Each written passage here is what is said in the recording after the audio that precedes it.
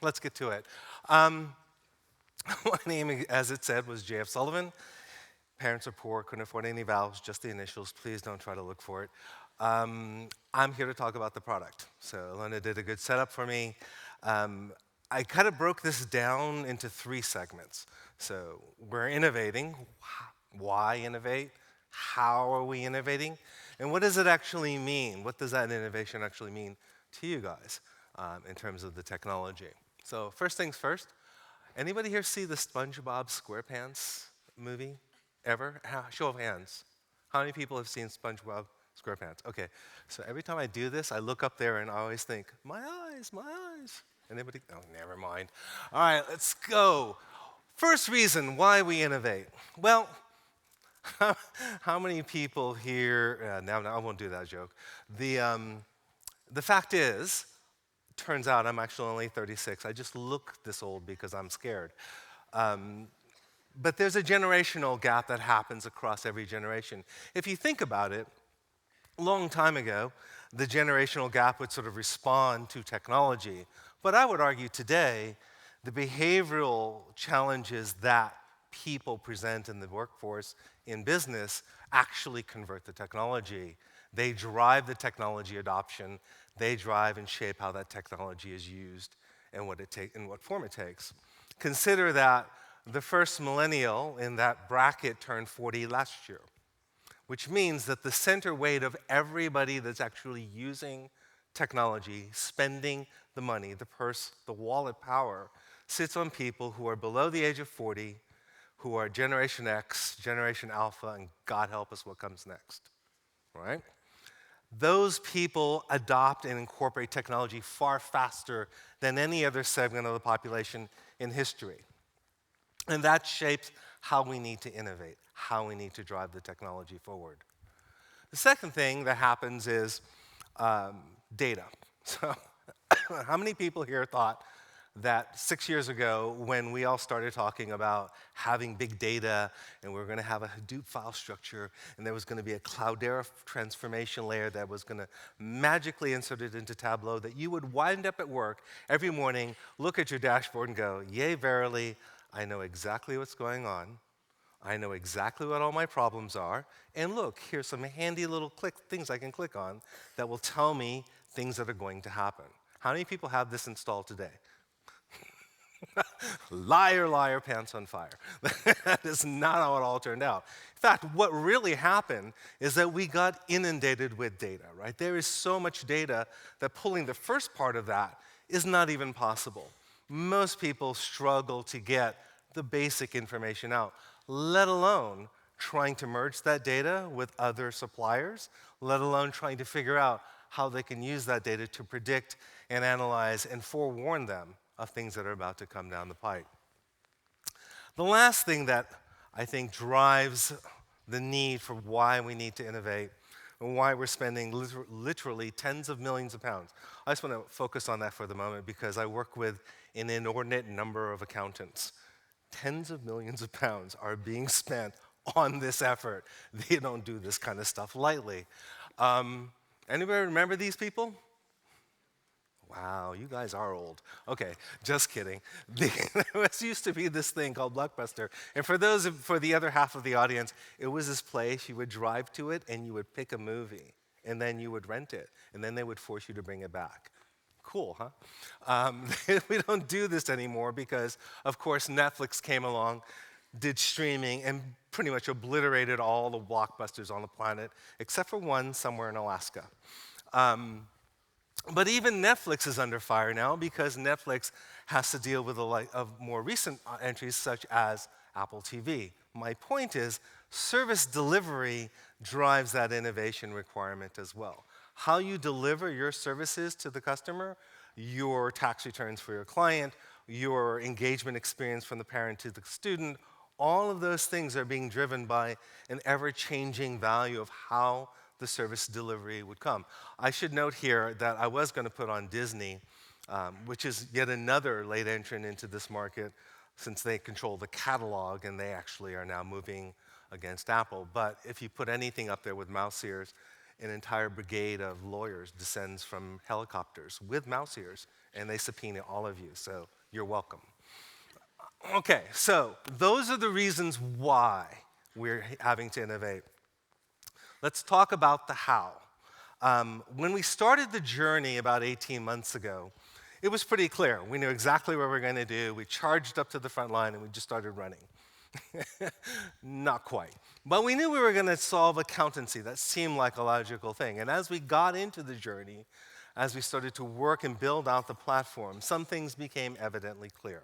One was that there was more than just accountants in our portfolio. And two, all of this stuff actually has to work together, or we've not solved the problem.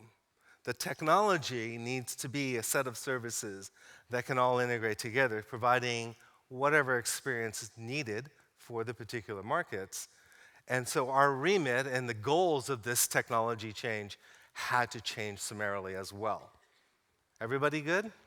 Actually, I was not going to do the whole, are you with me, are you not with me thing, but the more I think about it, I can actually see you, and I have your picture.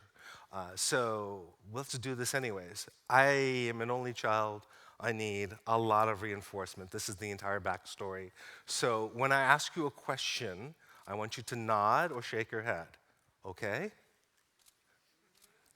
Yeah, you don't have to talk.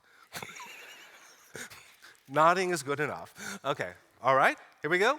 So if that's the journey and that's how we changed it, what are the things that we needed to do? So there's three parts to this. For any successful transformation to take place, there's three components.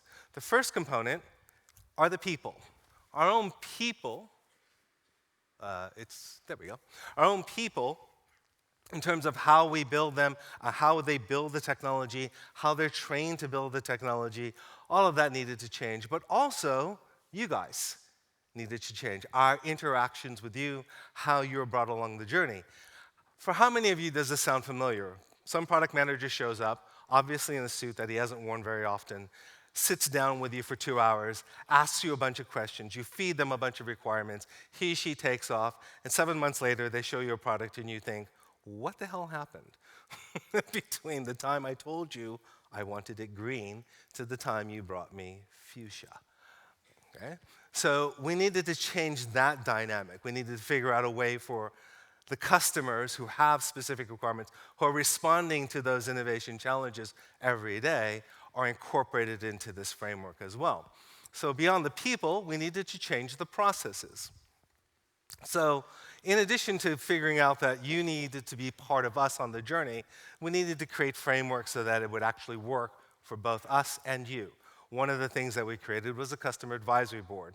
There are hundreds of you, many of you in here, on the customer advisory board. The customer advisory board sits with us on the product side of Iris and actually gives us advice on what's good, what's bad, what's interesting, what's not interesting to them, and they kind of vote monthly on things that are happening inside the business, requirements that we're getting from the market. And from that customer advisory board, we select a handful of customers who are interested in a particular thing, let's say the management console or anti-money laundering. We take those customers and we make them part of the team, so an agile customer development group, if you will, engineering through the glass, or unfortunately sometimes engineering in the room with your hands on the keyboard. So you guys actually drive this. We built a process so that we could sprint every 2 weeks. That means every 2 weeks, we build something entirely new, something that wasn't there 2 weeks before. And then from 2 weeks from there, after you weigh in on your feedback, we build something else with that feedback in mind. Make sense? Yeah. All right. So we had to change the processes by which we do this. Every 2 weeks we build something. Actually, most customers tend to check in monthly. It's a very low-touch commitment required on your part. But this allows you to see exactly what's being built and to do the course corrections that are necessary for your business as we build that out. Interesting side note on this one is that those people who participate, those people who help us, are part of the team, suffer from the, are you sure you want it blue? Kinds of questions that we ask, actually get the product for free, and can use it until we release the product out into the market. All good. So beyond people and processes, we also had to change the technology itself. The way we think about technology, of course, what we're building, but as well, the technology that we're using in designing this new approach. The technology needs to be something that's going to carry forward over time, and it needs to be something that was fundamentally different than what people were doing before. How many of you have heard your vendor tell you, we're going to move you to the cloud? Hey, the back button really does work. Thanks. I should have picked that tip up. Okay, so we're going to take you to the cloud. How many people have had a vendor tell them they're taking you to the cloud? How many of you responded with why?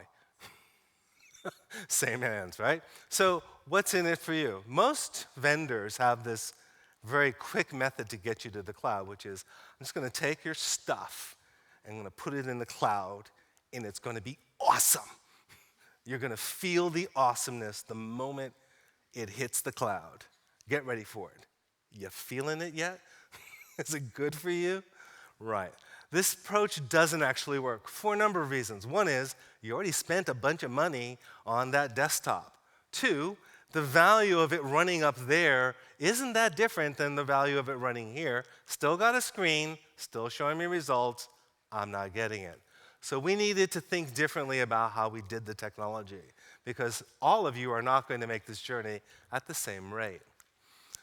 So it was pretty clear. That's the how. So what do we need to do? We need to build a platform, not a product. I could take all of my stuff. Lots of our technology actually runs in cloud. I really should have brought a glass of water, but I was pretty sure I was going to spill it all over myself on the way out here. Some of our technology runs in the cloud, but all of the back end, some of the core Iris practice suite, some of the core tax calculations, even some of the products in Edu market are all running actually on the desktop. We needed to build a platform that would incorporate all of this, and we needed you to be able to take that platform and adapt it to other technologies, other challenges, something that would scale for you as your business grew. By the way, when I say scale, I don't want you to all think later, he said scale, so he thought I was going to get much bigger in my business or my school or my mat, and therefore I'd be able to use more. That's not what I meant at all. What I mean by scale is there is a seasonality to all of your businesses, the schools, your businesses, certainly the accountancy practices that are in the room. There's a seasonality to the business. So you only need certain services at certain times of the year, right? This is yes. I know the three, oh, what? Yeah, yes, no, okay, good. Given that that's the case, why have all of it there? Why do you need scale across everything? The scale should work in terms of what your business, your school, whatever is doing, right? So we're designing a platform that is adaptable in the context that it scales to the things that are needed for the services that you're consuming at any point in time. And finally, of course, it needs to modernize. We need to be able to take this technology, this platform, and incorporate new technologies in it so that as we design new data coming in from a different application, the workflow, the data structures are also preserved in that platform as it moves through. Okay. I just feel like I killed you with a bunch of big words. Is anybody still left in the room besides the Iris people? Okay. Here we go. So we're going to change the game, and this is what we talk about when we talk about Iris Elements. Iris Elements is, in fact, the way we're going to build this platform, an adaptable platform that delivers the maximum return for you, your clients, your businesses, your teachers, your parents, everybody in the ecosystem. It works through sharing the services and workflows. Let me say it again. It works. This is not a platform where I drop in a new service, now we have a new service. I drop in this service, you have this service. I drop in this service, now we have 3 services, and they're all working, and yay, verily we have cloud, except none of the data works back and forth, right? And more importantly, none of the workflow associated with that information is passed between. That's what we're solving, okay? That's the problem that we're trying to solve here. When you drop stuff onto this platform, we take the data, we create a single view of the data across all the services that are sitting, all of them being microservices that are running in the platform. And that data has a single source of truth and can be shared across all the other services. Not only the data, but the workflow logic, the business, if you will, meta tagging associated with that information, which means that the data for somebody running payroll can be shared with somebody doing HR, which can be shared if you run a tax return on this particular entity inside of that data. Okay? That's what we're building. And that's what Iris Elements is all about. Make sure I push the green button. Okay, first, a momentary pause in the action while we all look up at the screen and go, holy cow, they found a picture of a typewriter. And for the other, like I said, for the other half of the team, there was this time where people used these mechanical devices and you just did not want to make a mistake because there was no delete function. The way we're going to make elements, how, or the what in terms of this journey, is the first thing we got to do is we've got to evolve this thing, right? This thing comes through 3 work streams. The first one is an evolution. This is, so later you'll think, there was some funny guy with a really bad English accent and he was talking. I don't remember anything that happened during the presentation, but this one slide stuck out in my mind. This is that slide, and it's not because of the typewriter part. For those of you who are accountancy customers of Iris, this will sound familiar. You have a desktop.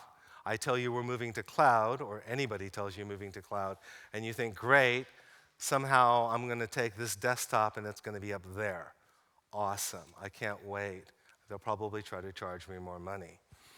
Right? That was close, kind of close, right? So that's not this at all. What we're actually doing is we're taking all of those desktops on the ride. We're putting them on the bus. They come with us. You get to keep using the desktop. We're going to keep investing in the innovation on the desktop. But much of the componentry that sits, that you see on that desktop, will also be moved to the cloud. You'll see that this afternoon. You'll actually see the desktop running. You'll see elements of that desktop, pardon the pun, moved up into the cloud. Those components will be running in the cloud, and they will be in lock sync with what's happening on the desktop. So you make a change here, happens up there. You make a change there, it happens directly in your desktop all the time. The data is transported between seamlessly without you doing anything. You don't actually change. No users have to be retrained or harmed in this exercise. Okay? The user continue to click, file, pull down, punch whatever they're used to punch, and it will work, even though much of that technology will actually be happening up in the cloud. So you do the tax calculation. Looks like a tax calculation is happening. It is. It's just happening up in the cloud in this case. So that means, congratulations for those of you who do actually know what the picture on the left is and probably can identify the person's hand. You can move at your pace. You do not need to actually take your technology, dump it out the door at any point and go, all right, damn it, I'm going to do cloud now. Right? The cloud is going to happen for you. We're going to do this to all of the components, have already done some of this, is what you'll see this afternoon. So those people will be coming on the journey. And we're not going to stop building into old solutions because obviously, besides the legislative requirements, we also have to innovate as well on some of the desktop because not everybody is going to make the same rate of change. So we'll be innovating both on the desktop as well as in the cloud. And that's part of where the money goes. The next work stream that we're going to do is we need to unify all of this stuff. So I already gave you the answer to the riddle. So if I can take the data and make the data usable by every component that's running as a service, that means that all the services have the same view of the data. And if I further make all of the workflow and the business logic around that data available on the back end, that means I can use the workflow and the business logic of that data in anything that's running as a service. Right? Okay. Every time you ask a question, it's always disheartening when you're calculating in your head, okay, there goes another 30%. There's another 30%. I'm down to 13 people now. Um, Here we go. So this means that, for example, consider that for those of you who don't know, there's a number of education customers here in the audience today. We have some really cool tools. And I'm trying not to say that with an American accent, but we do have some really cool technology that the education market uses around communication between entities and regarding engagement between parents, teachers, institutions, students at the end of the day. Those communication tools should be available because as an accountant or as a retail or as a healthcare provider, your business requires the same logic and set of controls around communicating to your clients, to their clients on the other end, establishing control, establishing workflow. And that's what's going to be built. Cool? It's a little cool. Okay, is it this cool? This is one of those uncomfortable pauses for both of us, by the way. Just so you know, it's not like I'm suffering alone up here. I'm looking at all of you, and many of you are thinking, I know there's a better speaker coming. If I can just get through this and he doesn't look at me, I'm sure they'll arrive. But that's not going to happen.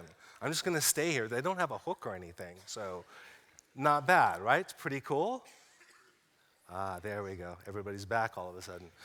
Nothing like threats. Okay. So unification is part of this work stream. We've got to unify all of those service components so that they all work together. So when you come up against the platform, it doesn't matter which of the verticals we just described that you fall in. All of the service components are there for you. Scale and adapt to your specific kind of use case.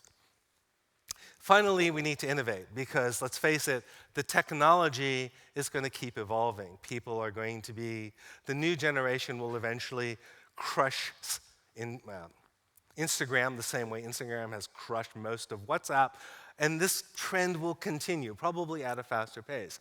Our ability to take those technologies, incorporate them into the Elements platform is going to be key for how we protect your future. Again, preserving the data and the business logic workflow of that information so that it is seamlessly transported between the various services. Okay, I'm doing good on time. So our vision, we want to design an ecosystem such that when you're doing whatever it is you're going to do in your business, whatever you do in your school, as you roll out your interesting programs, this technology is able to extend and incorporate and adapt to however you're using it. We are going to embrace specialist suppliers. We're going to spend a real concerted effort so that we're not going to solve all the problems, so partners will become part of the solution now, moving forward. Something that we're not so great at in the past, but definitely is core to this new way of thinking. Those partners will have the same level of integration, the same level of data transparency and workflow integration across all the services. We're also going to establish, if you will, automated provisioning of services within the platform. So there may be partners that we don't get to, somebody that's really core and interesting to your market, your region of the country. Those people will have a framework that they can use to drop in their own services, drop in their own data and workflow logic into the platform. So if we can't get to them, they can drive it themselves. They can be part of that, if you will, in an intelligent app store kind of way. And then finally, we're going to deliver advanced data integration across everything. So I do envision the time when vendor I can't mention, third-party vendor I can't mention, another third-party vendor I can't mention, all of those vendors that I just didn't mention could be part of your solution. And so even if you take our competitors' technology and were to drop portions of it in, it would work with everything. The same exact way for the accounting people in the room that Iris Practice Suite works today, with the data transparency across all of the modules. All right, that's what we're building. That was what this entire section was all about. I would hit three key points, and then I will get water. Yeah, I know, you already forgot the slide I told you to remember, but this moment will be etched in all of your brains. There was a moment where you went over and grabbed water, and then he drank it. And then there's the moment where I didn't spill it on myself and electrocute me. Okay, so three parts to this puzzle. One, we are investing. We say investing for you, investing in ourselves so we're the right supplier for you, as well as investing in the things that you already have today. You guys have made a considerable investment in this technology. It is if we haven't said it in the past, let me stand here in front of all of my peers and tell you right now, it is our job to make sure that you do not have to throw that investment away. All right? That's the goal. Unlike everybody else who's going to take you on some great innovation journey, we're not going to make you chuck it. We're going to have a really cool way where you can take that technology and move it into the future. And if you don't feel like pedaling the bike, that's fine. Just keep using what you're using, and I'll do the pedaling for you. All right? It is our technology. We're very focused in this investment around the people, the processes that we're doing to work with you better, and the technology that we're building out for you to do this successful transformation. And then finally, yes, as I said, taking you on the journey. So everybody strap in. It'll be fun. Much better than Disney World. Ooh, got 2 shots at Disney at the same time. Always a good presentation when you can take it to the mouse. All right. I hope you remembered something. What did you remember? And God bless it, don't say the water. Everybody at one moment just shout something out.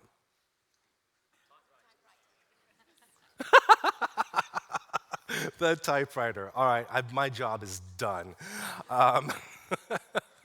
Okay, so I want you to find out more because this kind of a presentation, honestly, pardon the American English, this kind of presentation for me always sucks because I'm a product person. I want to show you products that are really cool and get you all excited. Right now, all I did was do kind of like an advertising teaser for some really cool products that you haven't seen yet. So go check them out.